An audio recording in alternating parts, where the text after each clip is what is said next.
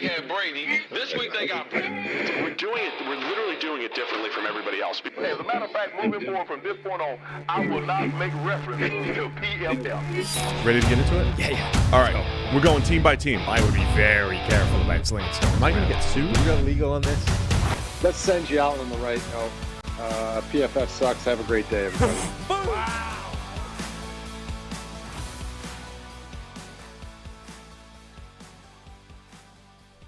Welcome into the PFF NFL podcast. Steve Palazzolo, Sam Monson, live on YouTube. I'm coming to you live from my house. We got a sick child over here, so I had to stay home. But Sam's coming to you from Western and Southern Studio. Indeed. Western and Southern Studio. You can't see the plaque on the wall, but it's over there. It's there. It is. It was good to see our friends over at Western and Southern yesterday. Good group over there. Appreciate their support as always. And I just want to kick things off by telling you, as a busy parent, you want to give your kids a head start in their financial future, but investing can often be both confusing and time-consuming, Sam. Fabric by Gerber Life makes it easy for you to set up an investment account for your child that grows with them and helps prepare for their financial future. Fabric by Gerber Life was designed by parents for parents to make it easy to plan and manage your family's financial path. With a UGMA account from Fabric, you can start investing in your child's future today. UGMA stands for Uniform Gifts to Minors Act.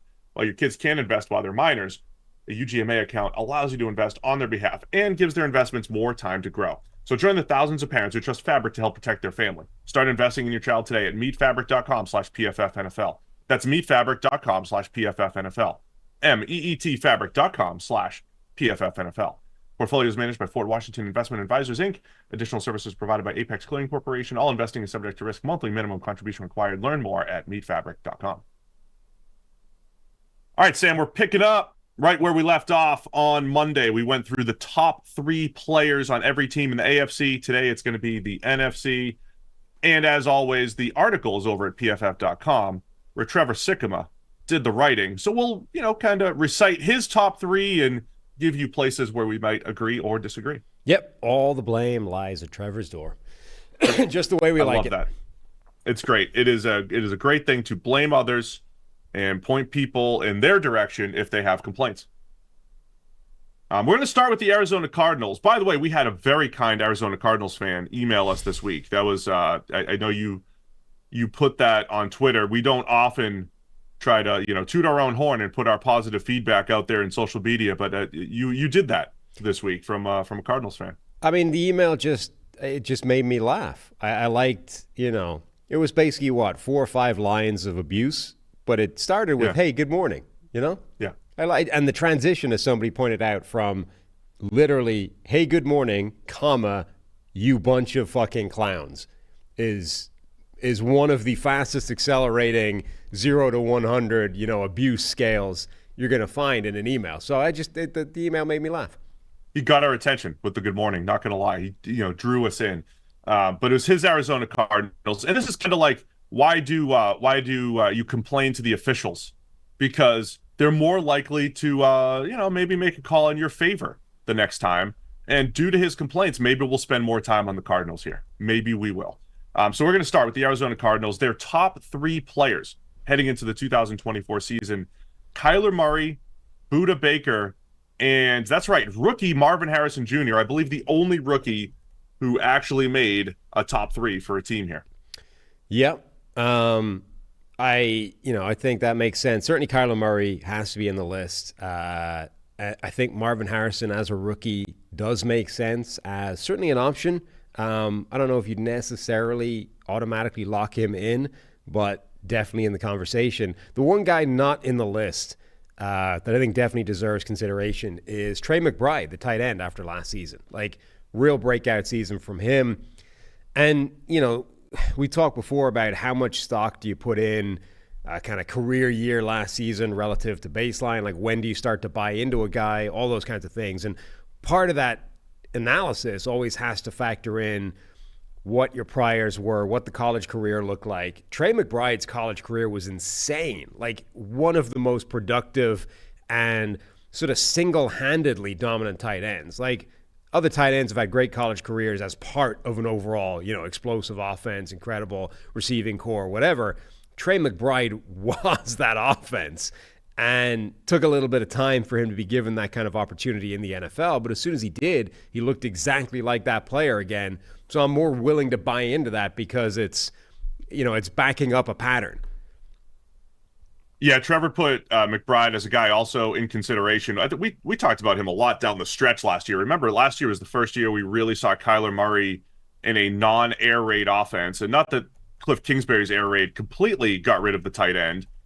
They used the tight end, but this was a more traditional offense for Kyler, and you saw how much he was relying on Trey McBride down the stretch. So I like that shout out as a player, and I could absolutely see him. I also think we're not just putting Marvin Harrison Jr. there because the rest of the roster certainly is on its way up and, has some growing to do. But Harrison, we obviously loved him as a prospect. Thought he is the type of guy that steps right in and becomes a weapon at every level of the field. And, I think we'll be reminded of that early on, whether it's in training camp, preseason, or right into the regular season. The fact that Marvin Harrison Jr. didn't run and didn't do these offseason workouts and didn't do stuff to improve his draft stock. He just sat on the fact that he's a very good football player. And I think that's why he's on this list here for the Cardinals. Yeah. I agree. I think it's always difficult. Like, there's a bunch of rankings on the website at the moment, and there are people that believe you should never rank rookies, right? Because we've never seen them in the NFL. There's a more than negligible chance that one of these guys is, in fact, a terrible football player and a bust and, has no business being anywhere near rankings and, it just doesn't. But there's also a chance that the guy is Jamar Chase or Justin Jefferson and hits the ground running immediately. And at that point, he should absolutely be seen. So I think you need to rank those guys. You need to do your best guess, your best effort at what you think they're going to be going forward, with the acknowledgement that, it's not as clean as it is when you're ranking established NFL players. You're going to be wrong somewhere. But to me, you rank Marvin Harrison, you take a shot at what you think Marvin Harrison is going to be. Maybe you drag him down in the rankings a little bit because of that uncertainty that maybe he's the guy that busts and isn't what we thought he would be. But to me, it's just as silly to refuse to acknowledge his existence just because he hasn't yet played it down in the NFL. The one other guy that's worth putting out there, I think, is James Conner at running back. We know running backs are a difficult, position to sort of rank and analyze, et cetera, because of how dependent they are on everything else. But James Conner had a fantastic season last year in an offense, let's remember, that didn't really have elite receiving targets across the board, that didn't have its quarterback for most of the season, and was still, year one of a new system. So James Conner was fantastic last year. Does that mean he'll be fantastic this year going forward? Not necessarily, but, 2 of the last 3 years, he's been extremely good, and I think at least deserves discussing. Yeah, I think Connor's become a really dependable player, and I think the way the Cardinals have worked it at that position got him really cheap coming off of a 2020 season with the Steelers. And as far as, finding value in a mid-level running back contract, I think the Cardinals have done a great job with James Conner coming off of his career year, 89.2 PFF grade last season. All right, we're going to the Atlanta Falcons. We're going to go alphabetically through the entire NFC. Atlanta Falcons top 3 players over at PFF.com. We've got Chris Lindstrom, the guard, safety Jesse Bates, and then QB Kirk Cousins. Also considered cornerback A.J. Terrell, defensive tackle Calais Campbell.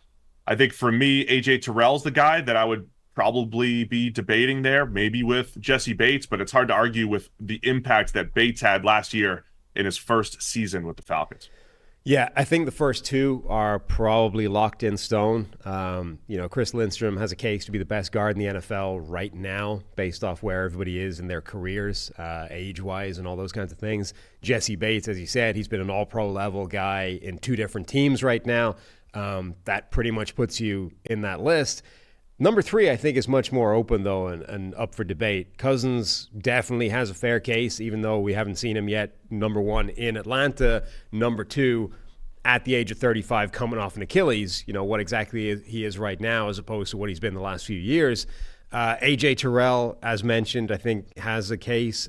David Onyemata, I think, has a really strong case on the defensive line as well.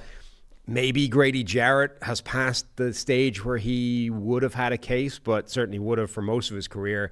Is he done at this point? Is he on the way down, or does he have a bounce back season in him? I think all those young guys that we're so excited about in a new system, Drake London, Kyle Pitts, Bijan Robinson, even Tyler Algier, all of those guys, like theoretically, the reason we're so frustrated by this offense in the past is because we believe in the talent of that group, right? If we believe in the talent of that group, theoretically, their top three players, one of them might be a top three player on the roster.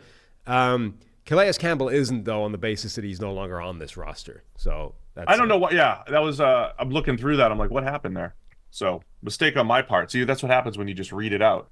Well, a mistake the on teleprompter. Mistake on somebody else's part that you merely you bought into. Yeah, you didn't. I believe that was supposed to be David Onyemata, not Calais Campbell. Possibly. And Onyemata, I in our week-to-week recaps last year, Sam, I loved to highlight the games where Onyemata was really good. He had an outstanding game against the Bucs early in the season where he was just dominant against the run. And I love what as far as off-season pickups, Onyemata and Jesse Bates made a huge impact on that Falcons defense.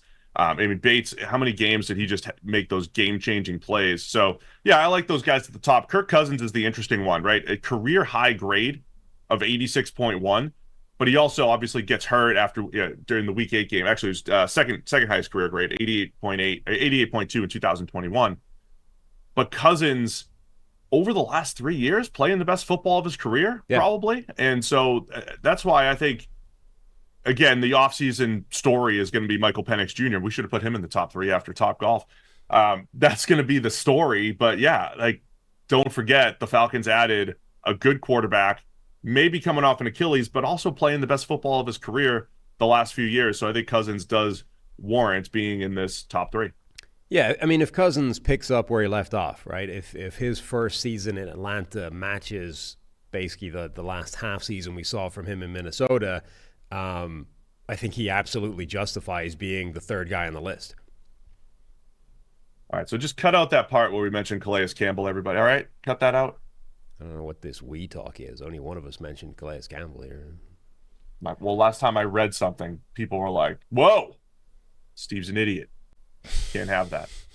I think just going to AJ Terrell really quick, I think we talk a lot about if you're just looking at cornerback production, those things will tend to fluctuate year over year. Yeah. But when we're talking about like a theoretical level of play and how good a player is, production might describe that, but it might not always tell the full story. AJ Terrell is one of the better corners in the league. So that's why I think he is kind of up there with Jesse Bates and with Chris Lindstrom as far as what do we have expectations for AJ Terrell to be one of the better corners in the league? Yes, he has been for 2 out of the 3 years from a production standpoint. So I think he definitely deserves mention here. And I think that, again, bodes well for the Falcons that we're talking about 5 different players here maybe competing for top 3 status. Yeah, Terrell, I think, is a great example of, I think how the position can affect your perception because of how inherently volatile coverage and production is at the cornerback spot, versus quarterback or wide receiver, or even the offensive line. Like, Terrell has shown an all-pro ability level, right? And then he just hasn't been able to do that every single year, but I don't know that that's an indication that, AJ Terrell is inherently inconsistent and can't put it together. It's just like cornerback is really hard to do that. So in his 4-year career, he's been a sort of struggling rookie season, an outstanding all-pro caliber second season, and then sort of down again year 3 to closer to that rookie year, and then back up again to, not quite the all-pro level, but a good season again year 4. Like, he's basically been all over the map in 4 seasons, but we've seen that he has the capability when everything is put together to play at an all-pro level. And even if you say, if he's vulnerable to outside influences with years 1, 3, and 4, he's also vulnerable to them in a positive sense for year 2, and sort of, discounted a little bit because of that. You still end up with this like Pro Bowl caliber player, which definitely puts him in the mix along with Cousins, along with those 3 young offensive players, and along with Onyemata. Yeah, take the multiple years of information, even more so at the cornerback position rather than others. All right, let's go on to the Carolina Panthers, going through every team in the NFC. Top 3 players on the Panthers. Trevor has Derek Brown, J.C. Horn, and then Jadeveon Clowney, off-season addition of Jadeveon Clowney, and Robert Hunt in consideration, another free agent signing at guard, and a weapon, one of the new weapons for Bryce Young, Robert Hunt. Yep. So Derek Brown is the one, like, certainty, right? He's Clear. the guy that's obviously on that list. After that, I don't know. Like, J.C. Horn at this point has just missed so much football that, don't you have to bake that in sort of the way you do with, Teron Armstead and Tyron Smith? It's like, yeah, I mean, they're great when they're out there, but how much are you actually getting of them? And in particular, like at least Teron Armstead, you can say you're probably getting 75% of Teron Armstead in any given season, right?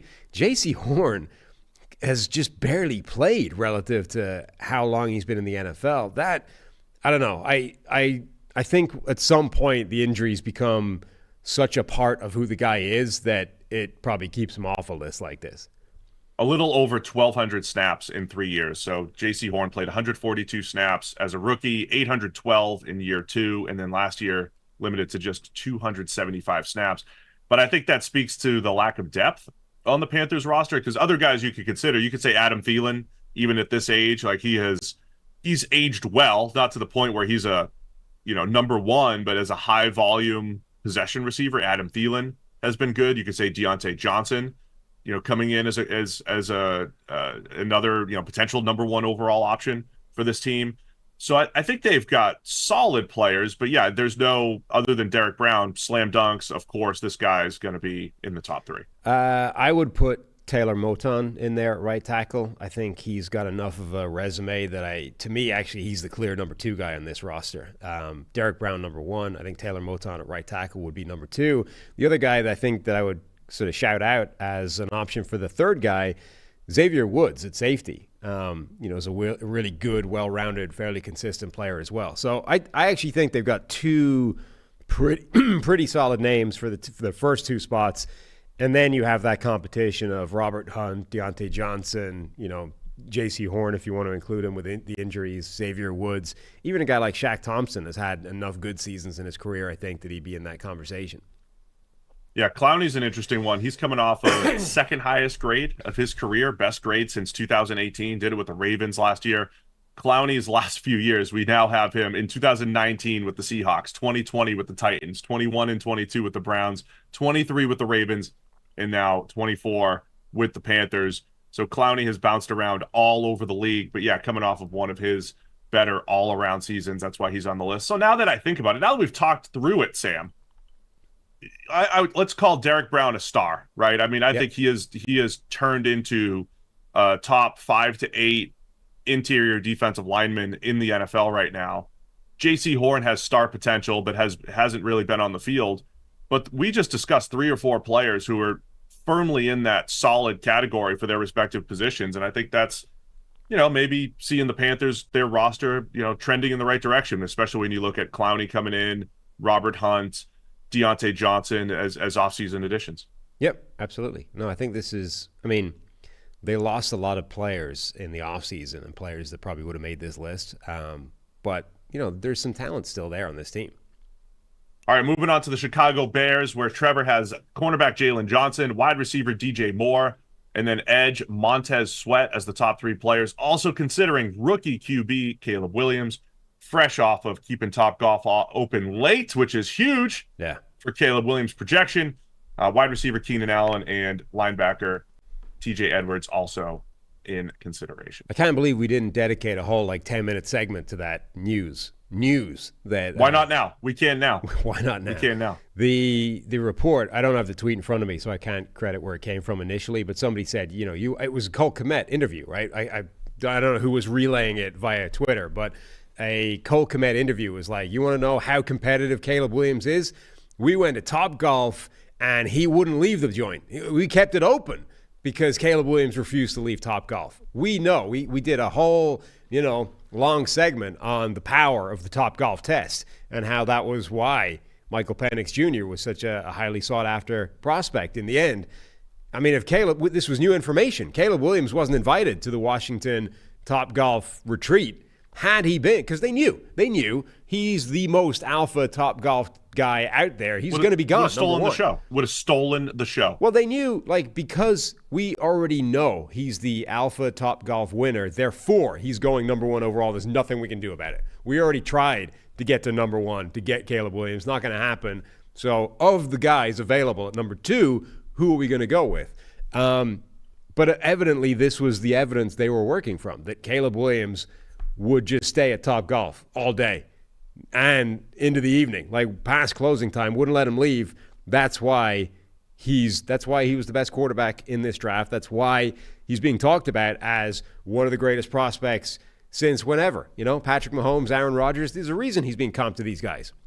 We need a Topgolf off with Caleb Williams and Michael Penix Jr. Yes. We just need one-on-one. Both of those guys, how are they going to handle a Topgolf outing?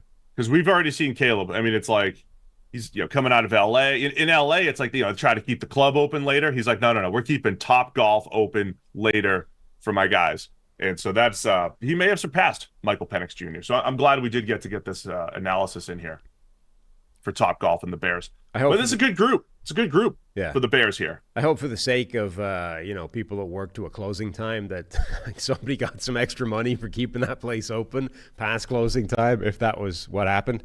Almost certainly. I think for Chicago, I think that he may have identified the right players, but I do think there's actually quite a lot of other options. The Montez Sweat, DJ Moore, and who was the third one? Jalen Johnson. Jalen Johnson, that's right. I think those are probably the 3 correct guys, but you've got the options of TJ Edwards at linebacker, Kevin Byard at safety, the new addition that they brought in. Even at wide receiver, Keenan Allen might be the better player to DJ Moore, even still at this point in his career, if he can stay healthy. Rome Odunze, rookie, it's going to be hard for him to make it, but if he's able to hit the ground running the way wide receivers have in recent years, he could be in that conversation. If you got the career year version of Tremaine Edmonds, I mean, he's absolutely in that conversation. It's just only really happened once in his career.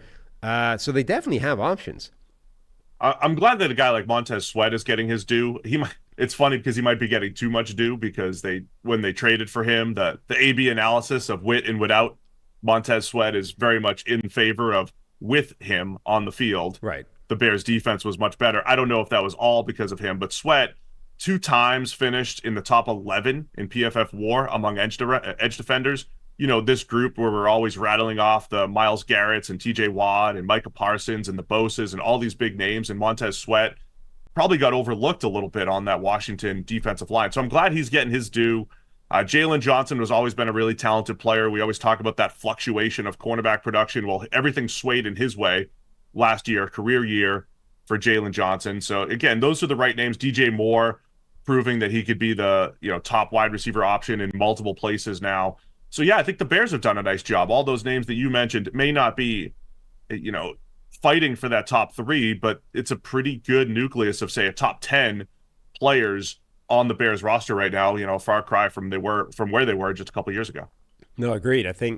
Certainly on offense, I really like how this team is put together. Defense, I think probably overachieved last season relative to the talent level. They've bet on the talent level and said they're going to, take a step forward together. We'll see what that actually produces this year. All right, moving on to the Dallas Cowboys, and we've got 3 stars as their top 3 players, and other stars that get cut. Shows the depth here. We've got Micah Parsons, CeeDee Lamb, and Dak Prescott. Also in consideration, Zach Martin and DeMarcus Lawrence. I mean, what a loaded top of the roster for the Cowboys. Of course, the most interesting story here is all of these guys need to get paid. CeeDee Lamb, Micah Parsons, Dak Prescott, they're all ready to get paid. So what is Dallas going to do with all of this star power going forward? Yeah, Micah Parsons, obviously, he's their number 1 guy, the most talented player I think they have, one of the most talented players in the entire NFL. CeeDee Lamb, I think, definitely the number 2 guy, incredibly productive, gotten better all the way through his career, and is sort of right there on the precipice of those best receivers in the NFL. The third guy, I think, is where I think you can have questions and make an argument for somebody other than Dak Prescott. Dak, career year last year. Like by most statistical measures, Dak Prescott was MVP last season. Didn't end up winning it. MVP is as much narrative driven as anything else, and that's partly why it went to Lamar Jackson. Largely, in fact, why it went to Lamar Jackson. Dak Prescott's numbers in most areas were better, and he was the guy that, even statistically people would argue was MVP. But generally, Dak Prescott is in that, not top tier quarterbacks. He's not there with Patrick Mahomes, Josh Allen, Joe Burrow. He's the next group down, right? Somewhere like in the Kirk Cousins realm. If he's there, I mean, right? People. I mean, if you were ranking quarterbacks right now, you'd still have Dak in a clear second tier and maybe Cousins as like the bottom of the second tier. I mean, maybe, but he's in the second tier. People might be upset by that statement, Sam. I mean, they might be, but people are going to clip Sam. It's going to be on DallasCowboysFansite.com. Very upset about this. Dak Prescott is clearly in the second tier of NFL quarterbacks behind the elite tier. Is that not a reasonable statement to make? That's a good statement, but the damage is done, Sam. The damage is done. The video has already been clipped, and you are on a deep Reddit thread that as an anti-Dak Cowboy hater. Okay. My point being, if he's in that second tier, then you can immediately start to bring in a bunch of other players that, are in comparable tiers at different positions. So, Trayvon Diggs, I think, could be in that group as well at the cornerback position. Zach Martin is coming off, the worst season of his career? But yeah, last 2 seasons he's been down just a little bit. But yeah, we're talking about a Hall of Fame trajectory for Zach Martin at guard. And at 33, 34 years old, he's probably not getting better. He might have just reached the point where he is what he is now. But like before those years was basically 90 plus every single year, playing at the peak of his powers, was the best guard in the NFL. Even at the diminished version of him, like I think has at least an argument to be in this group if you can get, a slightly better version of him than last season. I think Brandon Cooks is kind of criminally underrated throughout his career. It would at least give him a shout in the conversation. That's probably it, though, right? What about the 2 corners? You got Trayvon Diggs coming off of injury, Deron Bland coming off of all those interceptions. If we're talking just in the conversation, obviously we're not going to put them above CeeDee Lamb. I wouldn't put him above DeMarcus Lawrence, who also is criminally underrated with how good he's been the last few years, maybe overshadowed a little bit by Micah Parsons. But Deron Bland and Trayvon Diggs are probably in the conversation as a top 3 player on a lot of other teams, which again shows if you're talking just the top 8 to 10 players on a team, it'd be difficult to find any other teams, maybe the Niners, any other teams that have this level of depth at the very, very top of the roster. Well, Bland and Diggs are both interesting because they're extreme examples of what we talked about before with A.J. Terrell, which is like just how extreme can the positive end of variance go for you, right? With A.J. Terrell, it just sort of put together not a routine, but like a typical high-level sort of all-pro caliber season when he was at his peak. With both Diggs and then Deron Bland last season, their extreme positive end of variance was like record setting, right? With Diggs, it was a crazy number of interceptions. With Deron Bland, it was a literal all-time top level of pick sixes. 9 interceptions total. 5 of them were pick sixes. Is that right? 5 or 6? I think it was 5, yeah. But like literally never happened before in the history of the game. So all-time record-setting level of pick sixes, which results in a PFF coverage grade of 86.4 and an overall grade of 89.5. Like truly elite season, but how much of that is driven by those pick sixes, which, it's not like he got lucky and fell into those. A lot of them were extremely high-level plays, but it screams, regression to the mean next season. And if that happens, and instead of 9 interceptions, 5 pick sixes, you get 4 interceptions, and maybe one of them is a pick six. Like, what does that result in as a grade?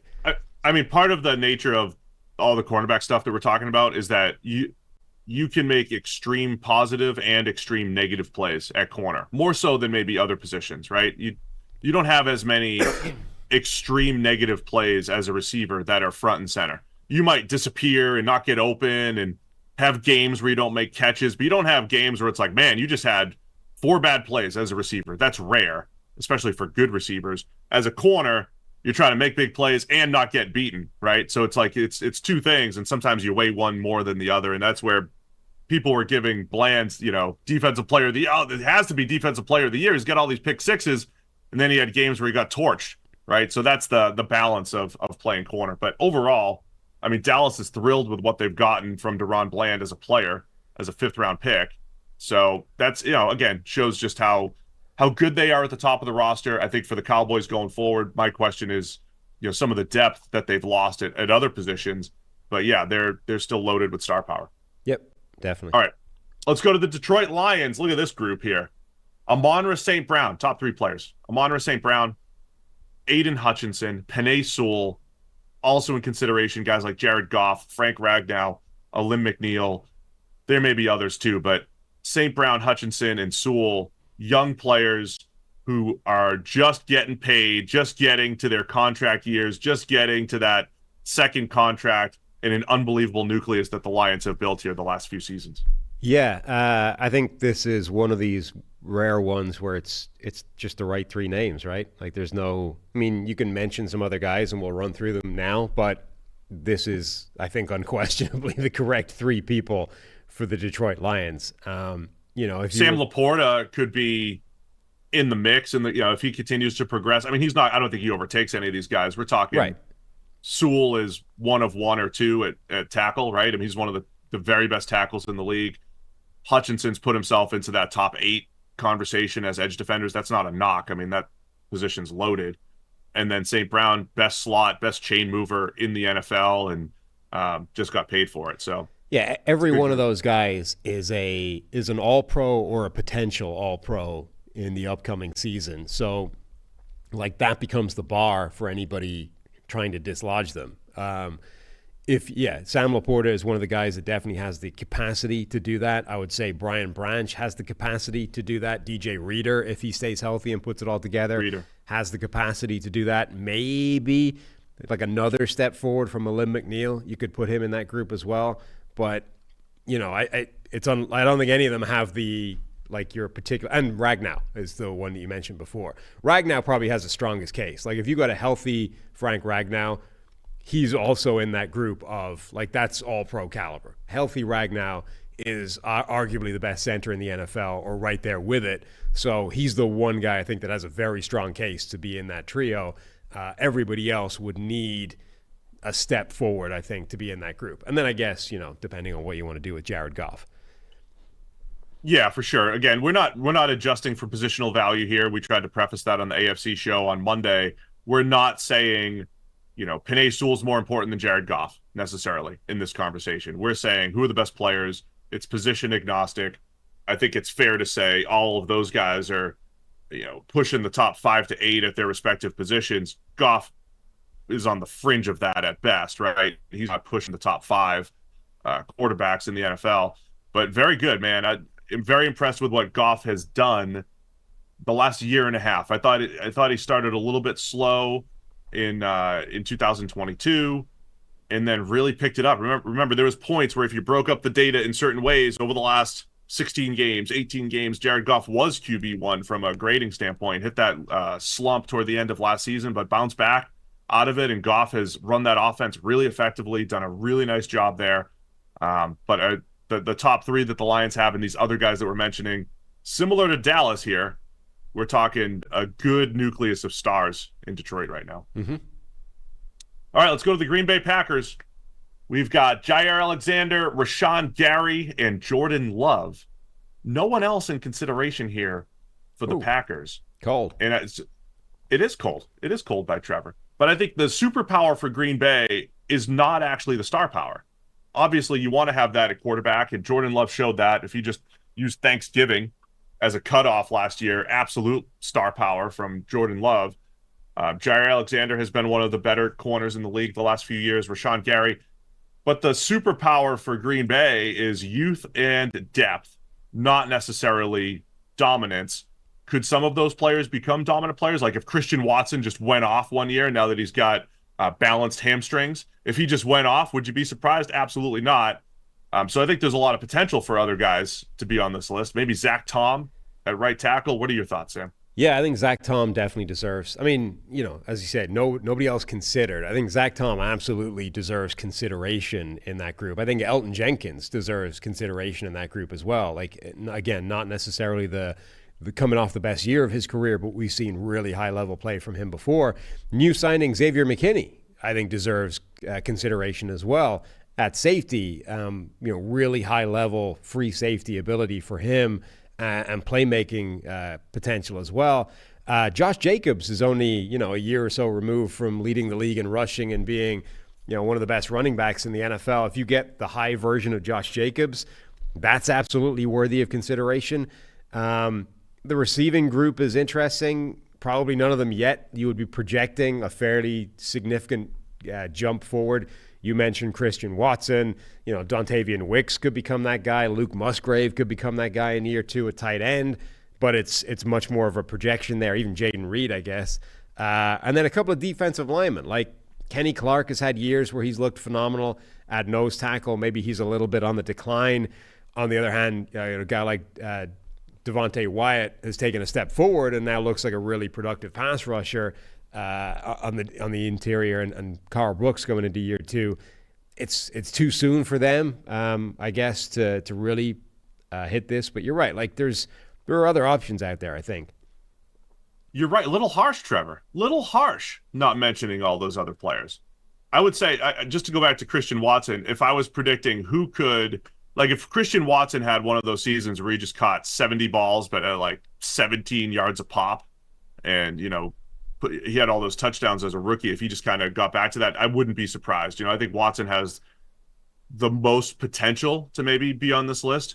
But as you mentioned, if it's just consistency from Romeo Doubs or consistency from Jaden Reed and they become just a bigger target for Jordan Love going forward, that's all possible as well. So I think the Packers have a ton of names who could be the guy that's, pushing this top 3 over the next couple of years. And I think the Xavier McKinney signing, as you mentioned, the fit for this defense and what they want to do, and him playing more of a true free safety role in this defense, I think he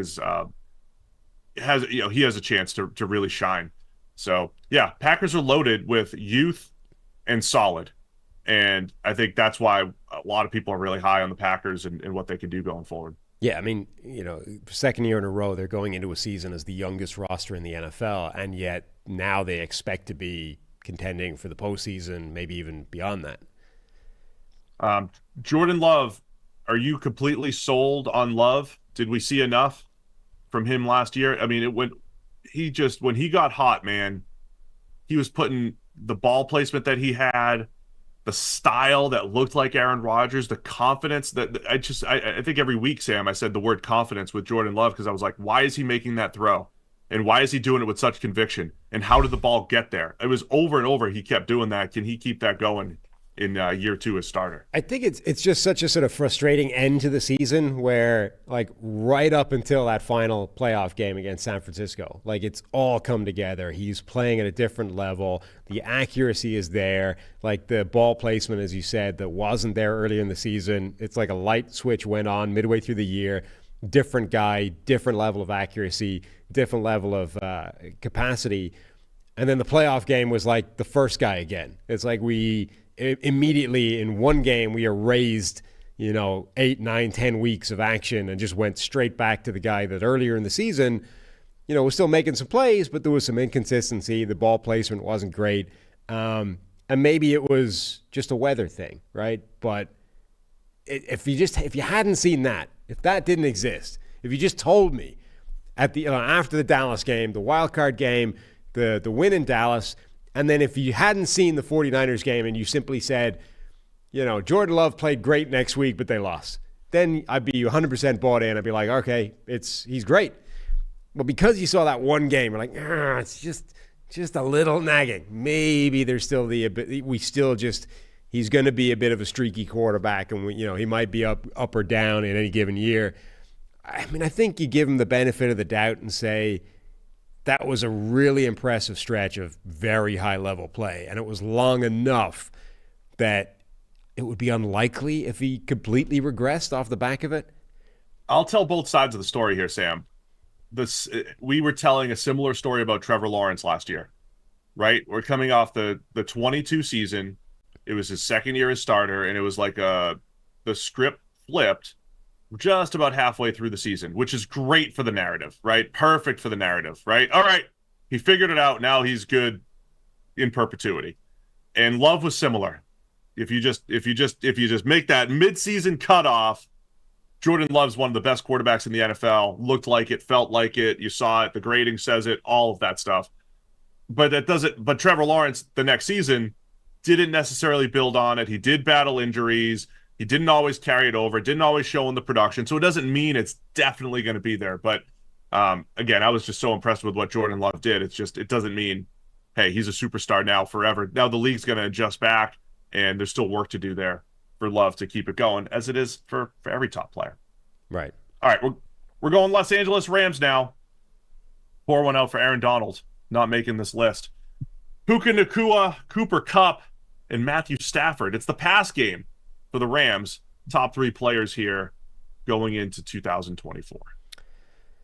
Yeah, there actually aren't that many options, I guess, to give the Rams in a post-Aaron Donald world. Does Kobe Turner immediately step into the top three? I think a lot of it depends on where you think Cooper Kupp is going to be this year, because he obviously got injured or was injured last season, didn't have the kind of year that he's become accustomed to. Even the season before that was a step down because of injury. So we're like back-to-back years of him being hurt, not being able to back up that crazy, like record-setting 2021 season where he, won the sort of trifecta of league-leading receivers.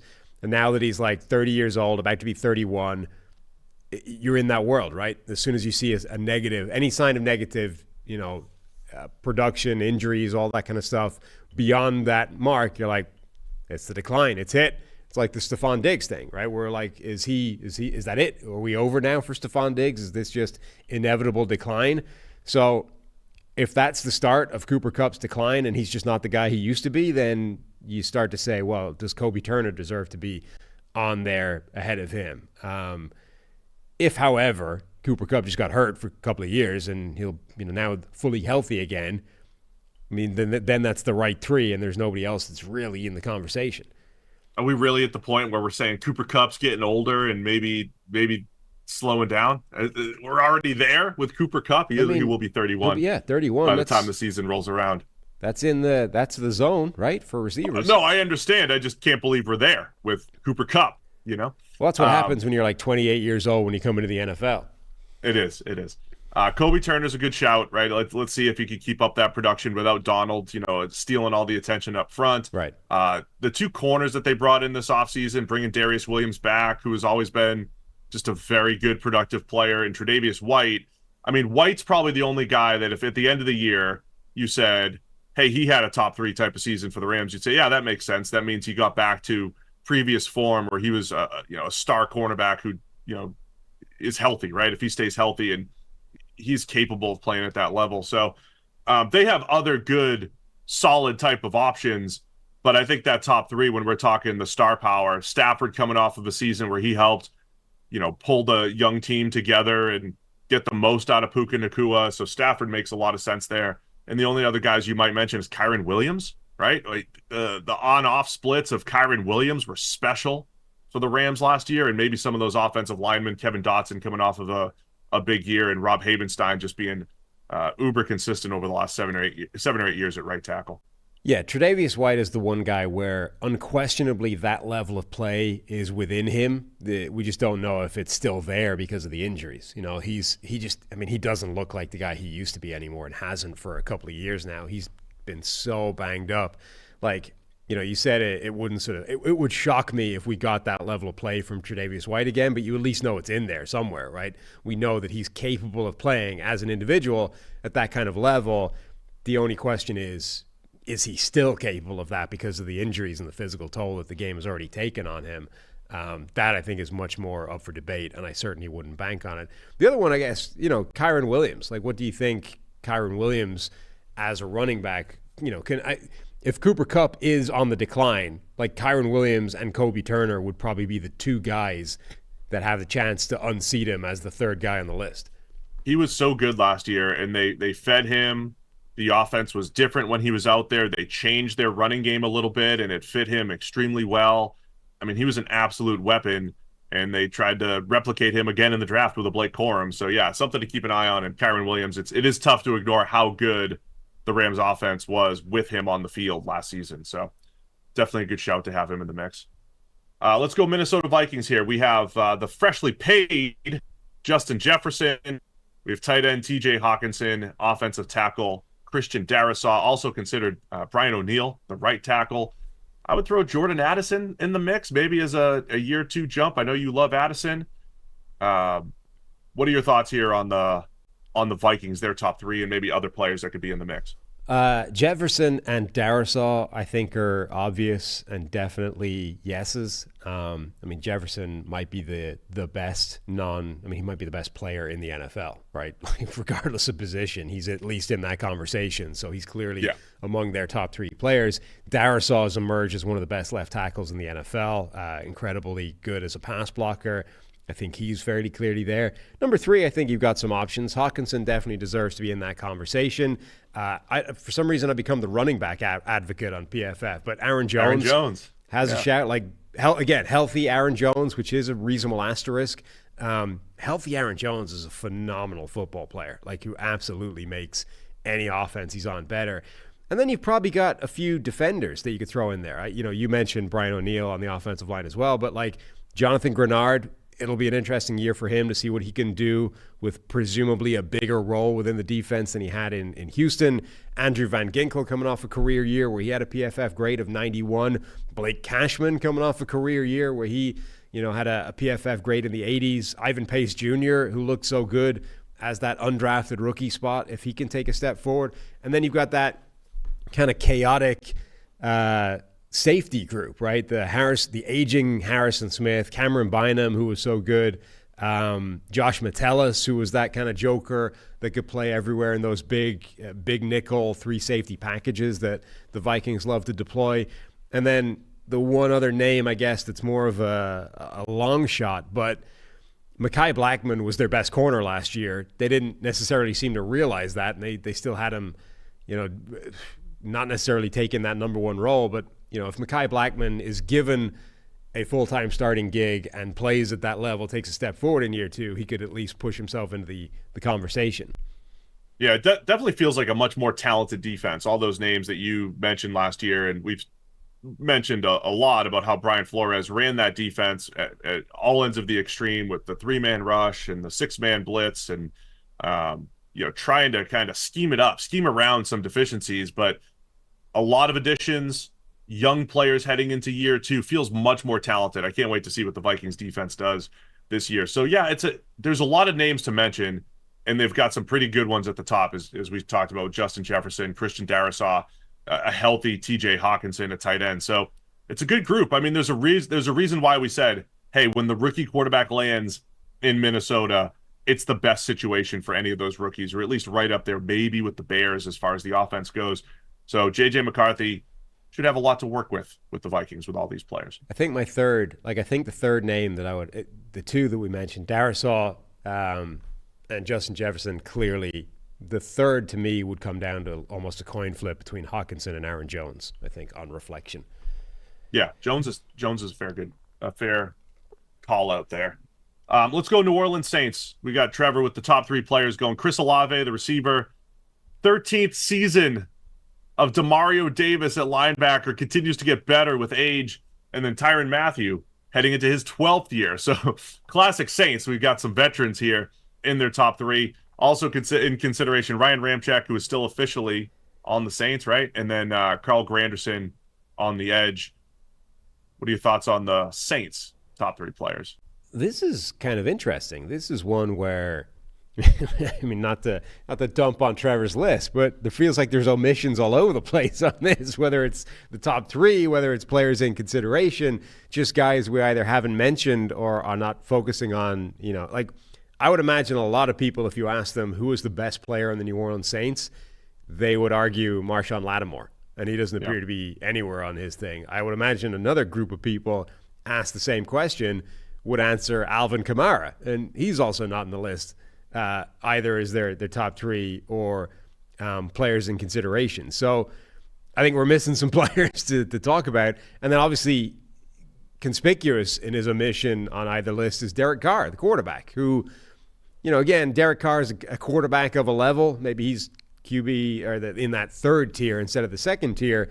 But Derek Carr in the second half of the season in New Orleans played pretty damn well. And to not at least consider him in this list, I think is a bit much. Yeah, I mean, Lattimore, I think, stands out to me maybe as the biggest omission. The tough one with Kamara is we're probably 3 years removed from his best play. He's one of those running backs who, remember we talked a lot on the other show about when a player declines, is it a steep decline or is it a gradual decline?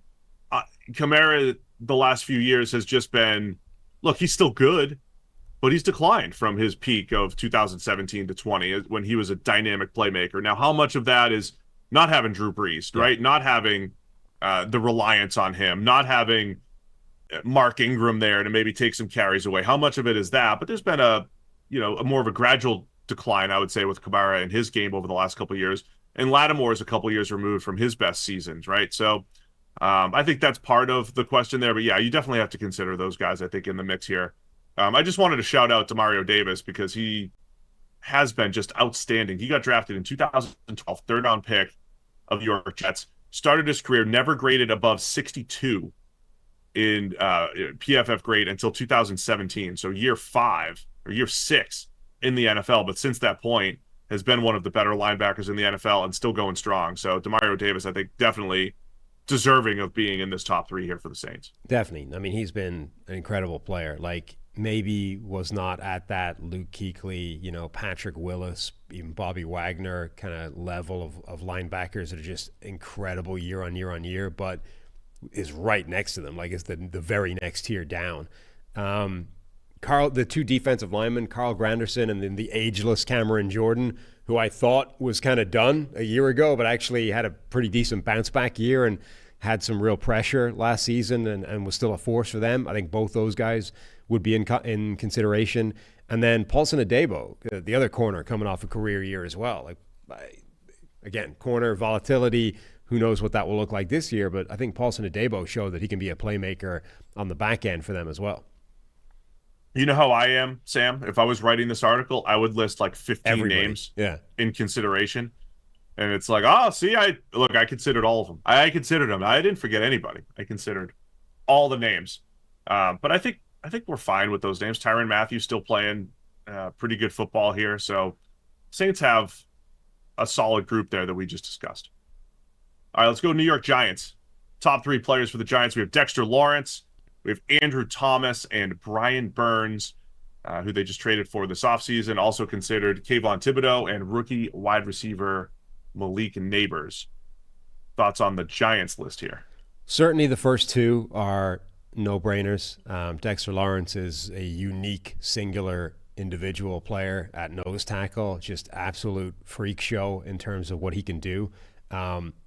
Plays more nose tackle than anybody in the NFL, generates an order of magnitude more pressure than any nose tackle in the NFL. I tweeted out the other day, when actually lined up at nose tackle, so either zero technique, head up over the center, or one technique, essentially shaded either side of the center shoulder. Dexter, in the last 2 years, Dexter Lawrence has 81 total pressures. Nobody else in the NFL has more than 16. So, what is that? You're stealing all my fun tweets here, Sam. I was doing that all during last season to show how dominant Dexter Lawrence was relative to his peers. Right. So what is that? 6 times the volume Incredible. Of pressure? And that's like, okay, it's partly a product of opportunity, right? Like, he has something like 200 plus more snaps lined up at nose tackle in the last 2 years than anybody else. Now, number one, the players that have the second, third, fourth most snaps at nose tackle, et cetera, are not the players that have the 16, 15 pressures. They're different players. So it's not simply a product of how many snaps did he line up there. Number two, the reason he has more than 200 plus snaps at nose tackle relative to anybody else is because he can do what he's doing. Like, Because he can do it. Other guys get moved away from that because you need to line up somewhere else to get the pressure. The fact that he's able to get that pressure when lined up at nose tackle is unusual and freakish. And number three, go ahead. Sorry. Number three, his pressure rate, his pass rush win rate at nose tackle is over 20%. That is stupid. Like, that's absolutely ridiculous. The other guys, like number two or three, number two I think was, I forget who it was, like an edge rusher or a three tech who like lines up there, every now and again and wins with quickness. And theirs is like 16%, right? The next highest guy is 12%. So he's almost double the pass rush win rate of the next clear, like interior rusher. It's utterly ridiculous what Dexter Lawrence does as a nose tackle. Yeah, absolutely well laid out, Sam. I mean, you can make the argument that Dexter Lawrence executes his role relative to his peers better than any player in the NFL. You can make that argument. Now, it doesn't mean it's the most valuable, but I would say if you plop him onto any defense as a guy that can push the pocket as a nose tackle, which from a football standpoint, it's the easiest position to double, right? You're going to have a center, and it's easy to just, put a guard on the nose tackle. Most pass protection is going to do that by default anyway. It's much harder to double the three technique over the guard or the edge defender without having a chipper or a tight end. It is so easy to double the nose tackle. So it's easy for teams to say, hey, we're going to allot two guys to Dexter Lawrence. We're going to make sure that he doesn't wreck this game. And that's why most nose tackles, even when they don't, quote unquote, command the double team, they're still probably getting doubled. Again, because that's how most pass protection is going to work by default. So the fact that he's still able to blow up plays, get pressure at 20%, have those games like the playoff game against the Vikings a couple years ago where he's just in Kirk Cousins' lap over and over again.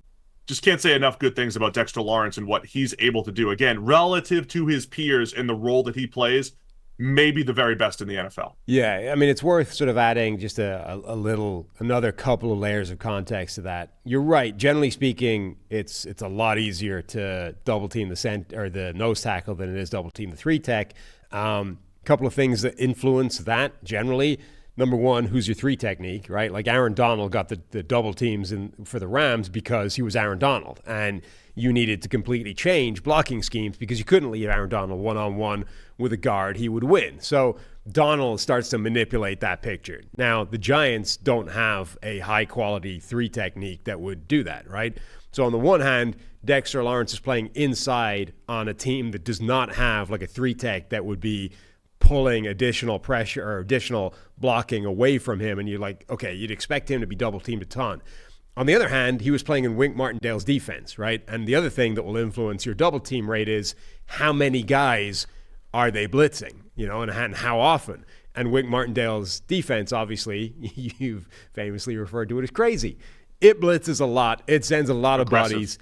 The blitz rate that the Giants have influences how much Dexter Lawrence gets double teamed. Now, he is still double teamed a lot because he plays on that interior and, he's the obvious guy to assign extra attention to, but not at the extreme rate that you would expect for a guy that plays almost all the time at nose tackle and is an absolute wrecking machine when he does it.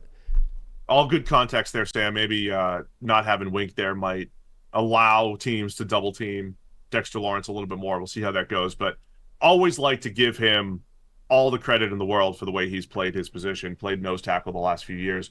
Andrew Thomas, who we mentioned, has become one of the better left tackles in the league. Yep. I'm not the biggest Brian Burns fan, but I get it. Like, as a pure pass rusher, he is excellent. I don't think he's as well-rounded as a bunch of the other edge defenders in the league, but he's very good at what he does. Kayvon Thibodeau's an interesting one because he did not have a great year, too, at least by our grades. I think the sack totals were still there. I don't even look at them all the time. Still had sack totals, but he didn't take that next step as a dominant all-around player. No. Either rushing the passer or playing the run.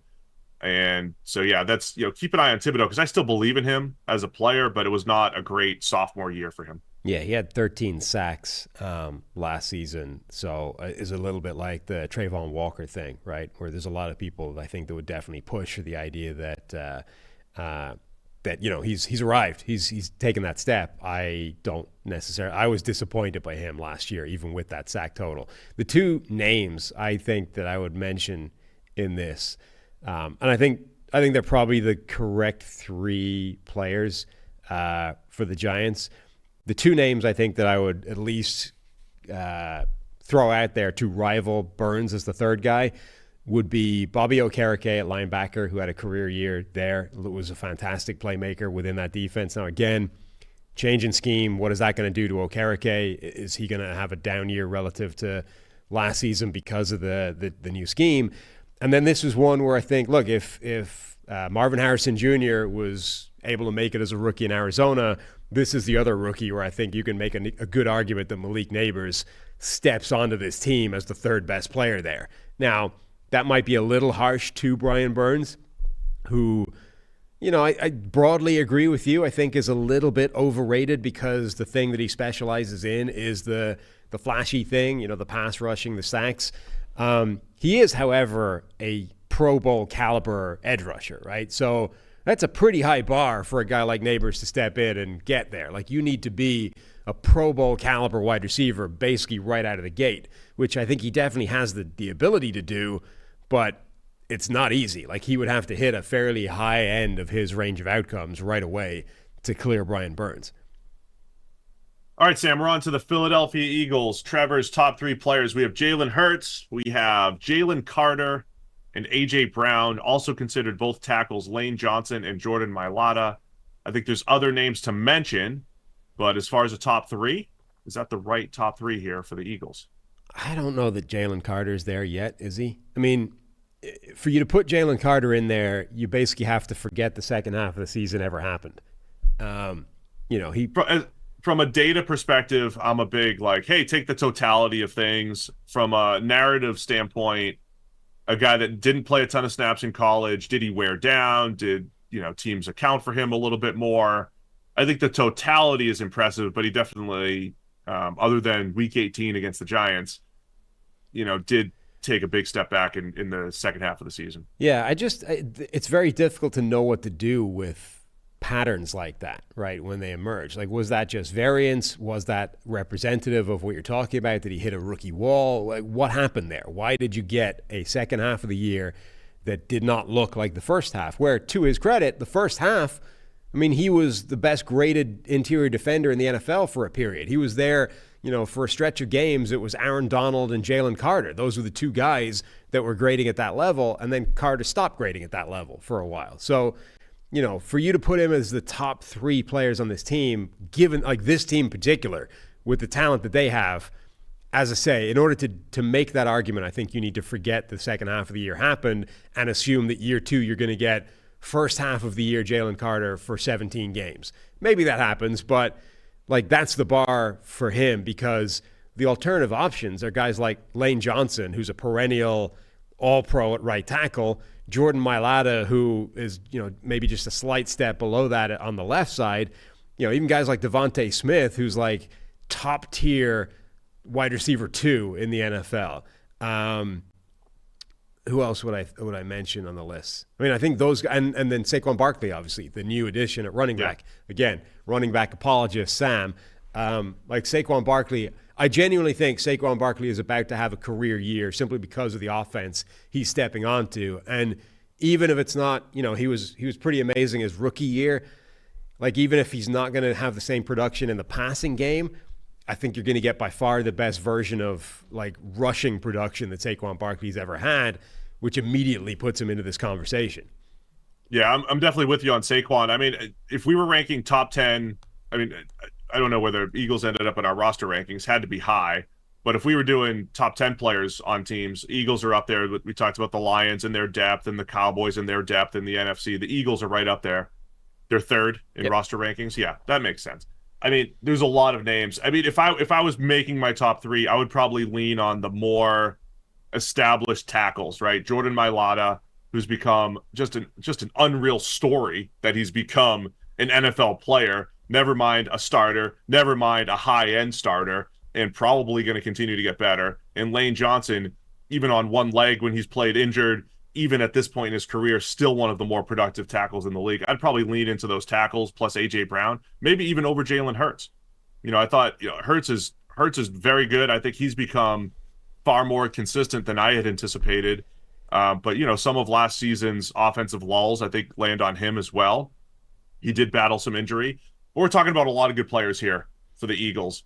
And, a lot of good choices there. Devontae Smith, who you mentioned, Dallas Goedert. I don't know if you mentioned him, but if we're, relative to other tight ends in the league, one of the top options there. The Eagles have just a lot of good players. So if you're ranking their top 10, they're right up there as well as anybody, as high as anybody. Yeah, A.J. Brown is the clear guy, I think, that's unquestionably on this top 3. After that, I think it's a good call. Like, Jalen Hurts actually might not make the 3. The next name, A.J. Brown would be number 1 on my list. The next name I would put out there would be Lane Johnson. Like, he's just too good. He's been amazing at right tackle. Last year, again, banged up, still played at an insanely high level. They also give him less help than anybody else out there. Like, he has arguably the most difficult assignment relative to the rest of the league, like over 1,000 snaps at right tackle for the Eagles. So Lane Johnson would probably be the second name I'd put out there.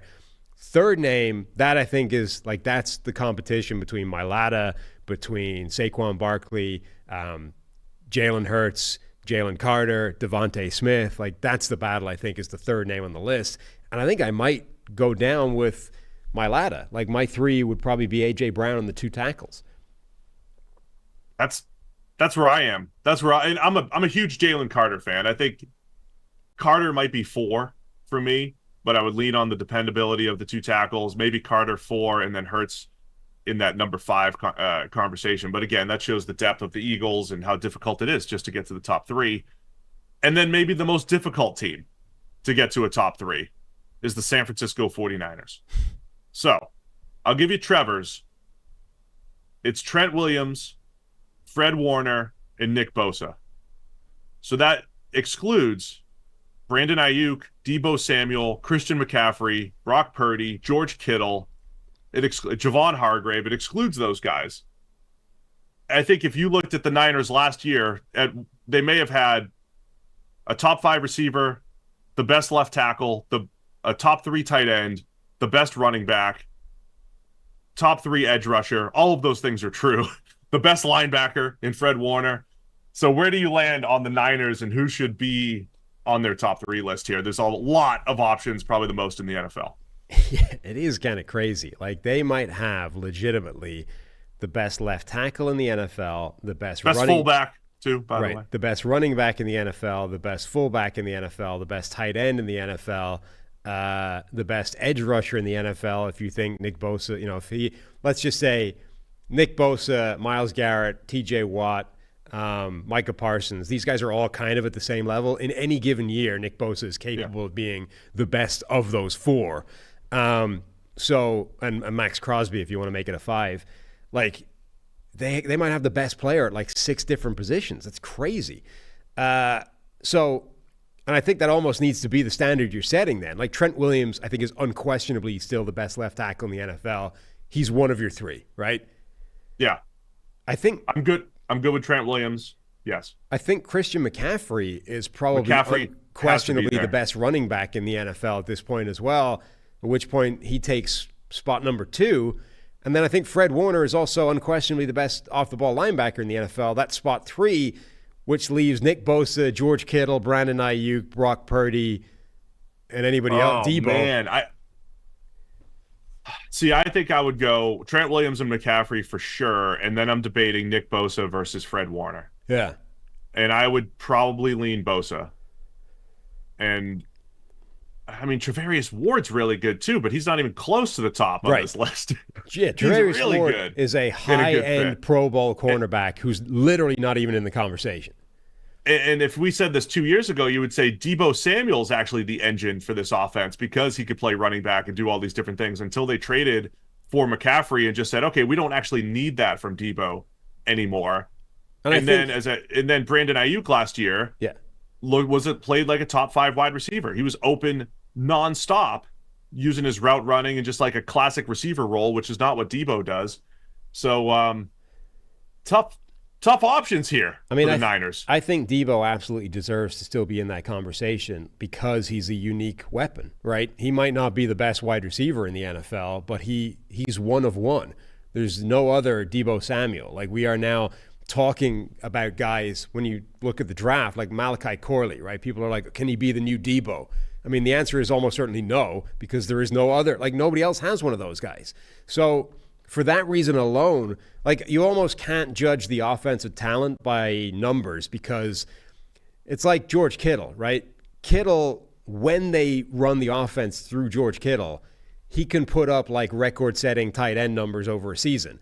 But it only happens when Debo gets hurt and, you know, in those games where they sort of pivot and feed it to George Kittle. But I think in any given year, if they just decided, like if Kyle Shanahan just decided, you know what, this year, George Kittle is going to be the number one weapon of this offense, right? He would put up like 1,500 yards and break tight end records. So when you look at like how good a player is he, I mean, he's that good a player. He can be the best tight end in the NFL. He can be like an all-time great tight end if we just chose to feed the offense through him. I think that is also true for Christian McCaffrey, for Debo Samuel, maybe for Brandon Ayuk as well. And they're just all on the offense at the same time, and you need to figure out which one you think is the most pure, talented, just overall best player of the group. And then let me just add this. For all the Brock Purdy discourse that we've had through the years, and okay, is he really a 110 passer rating guy, and how much of that is Kyle Shanahan, and did he step into this incredible system with all these players that you're mentioning? He's still a guy that graded at 87 last year in year 2 as a late round draft pick. So if we're when you're in it, Sam, like when we're in the week to week and Purdy's putting up these ridiculous numbers and it's like, well, he just threw a screen to Debo and took it to the house. Yeah, that's all true. But if you look at the totality of Purdy, I thought he played better football down the stretch, tapered off a little bit in the playoffs for sure, but it's still a year 2 player who graded well.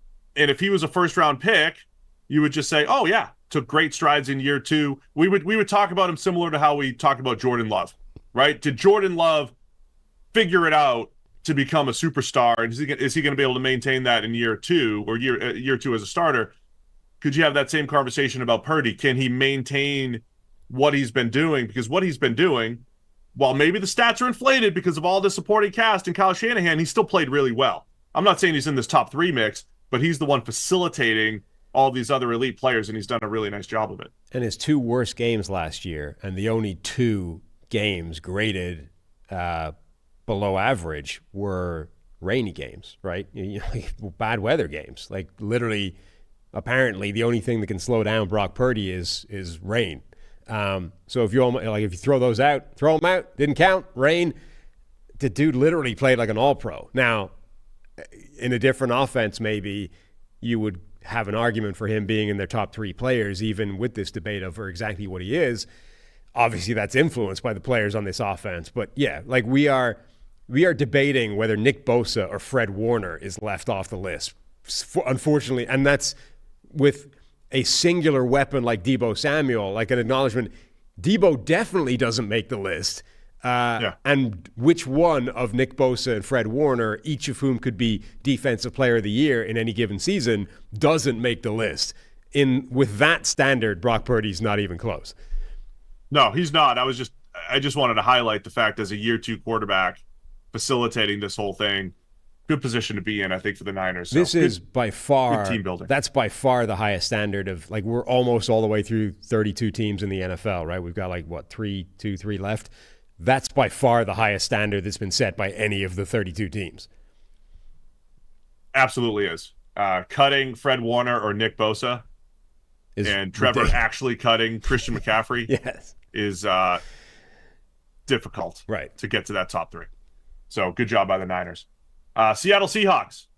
Trevor's gone DK Metcalf, Geno Smith, and Devin Witherspoon, considering Kenneth Walker and Leonard Williams. Personally, I think I'd throw Tyler Lockett still in that mix. Oh, man, he looks like we're talking about when do the wide receiver declines start to hit. Doesn't it look like he's there, though, now? I know. I'm just like he's Tyler Lockett in perpetuity. just a big name guy. I'd forgotten we did this talk right at Western and Southern, and we had that video from way back when of the Patriots Seahawks Super Bowl, little video clip of a Marshawn Lynch run, and the grading involved in it. And one of the guys that threw a block on that play was Tyler Lockett throwing a block. Number one, Tyler Lockett throwing a block on Brandon Browner, which is like a weight disparity of like 50 pounds. Like, you remember, we were in this world of like, sooner or later, one of these lightweight corners has got to go up against DK Metcalf, and how are you supposed to overcome that kind of weight disparity? You're like, no shot. Tyler Lockett at like, 170, 180 was throwing a block on 200 and whatever pound Brandon Browner for that video clip. Anyway, the point being, I don't think it was Tyler Lockett. I'm pretty sure I think it was Ricardo Lockett. Oh, Ricardo Lockett. Yes, because Okay. Tyler was he was at Kansas State in 2014 that year, so Right. he was our highest graded receiver that year. So only it was 1 year Ricardo out. Lockett. Okay. but But I was yeah, like, he was a rookie the The following thing season. the thing that jumped out was like, wow, he's been in the NFL that long. And okay, it turns out he hasn't been, but I'm only off by 1 year. He has been in the NFL for quite a while. He's over 31 years old. He'll be 32 during the season. In fact, he'll be 32 basically when the season starts. And he's coming off a couple of, slowly declining seasons now. I just think it's unlikely he bounces back and is still in that. Yeah, I think that's fair. Still graded well last year. I think, is Jackson Smith and Jigba ready to start stealing some of those targets from Tyler Lockett? I think DK Metcalf is still going strong, so I like him. Love Devin Witherspoon. I think he's everybody's favorite player. I'm not trying to take Geno Smith off the list because he realistically might be. I mean, there's other options. Leonard Williams and his dependability has been great. Sick child. Yes, I'll come down when we're done. Okay, buddy. Leonard Williams definitely deserves consideration with Geno Smith. Yep. But is that anyone else for the Seahawks here? No, Leonard Williams definitely deserves a shout. He's, I think, firmly in the conversation. It's unlikely, I think, given the position, but Byron Murphy is one that this list, the top three, I think, is within the range of outcomes for Byron Murphy if he's as good as we think he is as a rookie. I agree. Boye Mafe on the defensive line. Sorry. I just want to follow up on Murphy. Like, if they give him 500 snaps and say, go get the quarterback. Right. Not that that's the only thing he can do, but if they just kind of ease him in and say, go get the QB this year, I think he could have that Jalen Carter maybe type of impact where it's just a ton of pressure at a high rate, 30 snaps a game, and we could be talking about Murphy in the top three at the end of the year. Yeah, I mean, Byron Murphy is not as good a prospect as Jalen Carter was, I think, a year ago. On the other hand, Agreed. Jalen Carter on half a season effectively forcing his way into that conversation or that list, depending on where you are, for the Eagles, at least shows you that I think that it's within the range of outcomes for Byron Murphy if he has that kind of season and is worth sort of shouting out there. Boye Mafe on the defensive line, I think, could be that guy as well if he takes a step forward. He's already been ascending, has been moving in the right direction, and I think definitely could put that kind of season together. I think generally, though, it's probably the right three players. Yeah, I think it is too. I like that we shouted out Murphy. Always want to give love to Devin Witherspoon. And just to highlight Leonard Williams, I mean, how much the Seahawks wanted to keep Leonard Williams. They traded a second rounder for him, locked him up long term. He has been incredibly consistent. So he was the same draft class as Tyler Lockett, class of 2015, and has never played fewer than 788 snaps. So he's always in that 800 to 1,000 snap range. Always out there, plays the run pretty well, moves up and down the defensive line if needed, solid pass rusher. So I don't know if Leonard Williams is top three, but just wanted to highlight his consistency through the years. All right, let's go Tampa Bay Bucks. Top three players here. Tristan Wirfs, Antoine Winfield Jr., and Mike Evans, with consideration for Levante David, Chris Godwin, and Vita Vea. I think that's the right top three for the Bucks here, Sam. Yeah, it's another one where I think two of the three are absolute slam dunks. Tristan Wirfs, one of the best tackles in football. Antoine Winfield Jr., arguably the best safety in the NFL. Those two, I think, are definites. Mike Evans probably has the strongest case for the third guy. There's a couple of names I think that you could definitely put out there. David would get there almost every year of his career, but he's so old at this point that you have to assume that you're probably not getting like the best season of Lavonte David's career in 2024, and the version of whatever we're going to get this year is probably going to be slightly worse than Mike Evans. But like, just a shout out, like Lavonte David is 34 years old now and is still grading extremely well in all areas. Like, he's still a fantastic linebacker. He really is. Linebacker's interesting because I know people think like, hey, Bobby Wagner lost a step last year or whatever it might be. I mean, but they're still really productive. Like, aging linebackers can still be extremely productive in the NFL if they're good. Not every year 13, 14, 15 linebacker. I'm saying if they're still around and they have a baseline of being good, they can keep it going. And Lavonte David has definitely done that. I mean, I think Evans has to be the 3. I don't think you're putting anybody over him. I know you tend to go off on tangents about Vita Vea, how his best plays look incredible. We don't need to get into that too much today. The only thing I'll say is Vita Vea's grading, right? I believe the PFF grading does a really good job of isolating consistency and snap-to-snap play. And when scouts say, oh, this player takes a few plays off or disappears, we don't have to say that. I feel like that comes through in the grading. So Vita Vea at his best looks unblockable, but it results in grades of 89 in 2020 and then a 74 and then a 65 and then an 80. Why is he not that 85 plus player every single year? So there are times when he's not completely dominant. So that's why I think he's probably a tick below some of these other guys. And Antoine Winfield Jr., he got paid this offseason. I'm glad he got paid. He did not make All-Pro last year. Absolutely should have. Not only was he very, very good all around, but some of the plays that he made literally saved games for the Bucs, forcing fumbles, saving touchdowns, game-changing plays by Antoine Winfield Jr., including just consistent play. So glad that he got proper recognition financially this offseason. Yeah, multiple game-winning plays. I mean, you talk wins above replacement. I mean, the Bucs are literally at least 2 games worse off last season if Antoine Winfield was a replacement player instead, because his play changed the outcome of 2 games.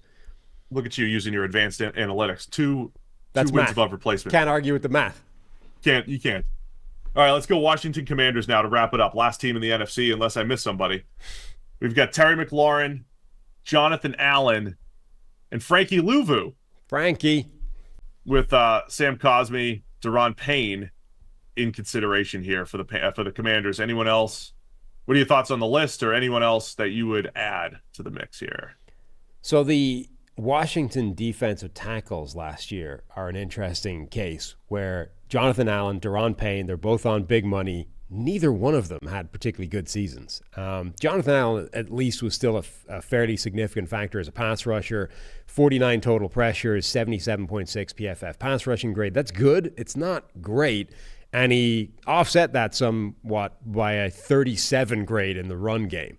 By far the worst mark of his career. Like, he's never been a particularly good run defender, but that was horrendous when it comes to run defense. And the pass rushing stuff, I mean, that was the worst pass rushing grade we've seen from him since 2019 as well. And a kind of not a career low, but a relative low in the last few seasons in terms of overall production and rate. He's not at the age where you would expect him to decline, but it does at least sort of raise the question of, well, what are you going to get from him next season? And if you get that again, or if you get a version of that, that's a kind of level where I think there is an argument for other guys to potentially jump him. Yeah, the roster, when you look at some of the players for Washington, because you have a guy like Austin Eckler, who's similar, like the running back version of what you just described from Jonathan Allen, right? Years of really good play, didn't look right last year, didn't look the same. Allen, years of good play, didn't look the same last year. Deron Payne, he got paid a lot a few years ago. May have been overpaid, but you don't have a whole lot of big guys who move like him, and he's still a solid player. Jeremy Chin is a guy that I don't know if the PFF system captures his value all that well, because he lines up all over the place and can do a lot of different things, but the production number has never been great for Jeremy Chin. So it's really an interesting group of players where you don't have, clear, hey, these guys are always productive every single year. You have some of these older players coming off of, lesser seasons, but they could easily bounce back next year. New system, Dan Quinn coming in, especially on that defensive side of the ball. Bobby Wagner is still, I think, a good player, but not what he was a few years ago. So interesting mix of players here in Washington. Don't you think, though, that also like Jeremy Chin's career has kind of been borne out to actually, like the PFF grading kind of had it right to begin with? Like early in his career, grading was never good, but he was making a bunch of big plays and he was sort of lining up all over the defense, and everyone's like, oh, here's their new cornerstone. When they put a couple more pieces around, this guy's going to be amazing. And like, not only did Carolina not, re-sign him to a long-term big money deal, like make him, not only did they not back it up financially and say, this is the guy, he's that cornerstone, don't care what the grading says, but like he ended up signing a 1-year deal for like $5 million in Washington. Like nobody else thought of him as that either. He's obviously, physically talented and gifted and all those kinds of things, but might actually be more of a flash in the pan than a guy that's, a revolutionary game-changing defender. Yeah, no, I don't disagree there. I mean, the other piece of Washington here, like if Jaden Daniels just hits the ground running, is he in the mix at the end of the year, especially as a runner? If they lean into his running ability a little bit as they ease him in as a rookie, Johnny Newton, Mike Sanderstill, some of those really productive second rounders that they brought in, drafting best player available. I mean, those guys could be in the mix by the end of the year too. So I think Washington's one of the more fascinating teams, I think, heading into this year, because there's big names, as we mentioned, who didn't really play well last year. You have a whole new situation. Really love their draft. I think the young players will have an opportunity to prove themselves. They've got the rookie quarterback in Jaden Daniels. Going to be interesting to see what happens with Washington. I think we'll agree with this, though. Terry McLaurin is definitely on the list. Yeah.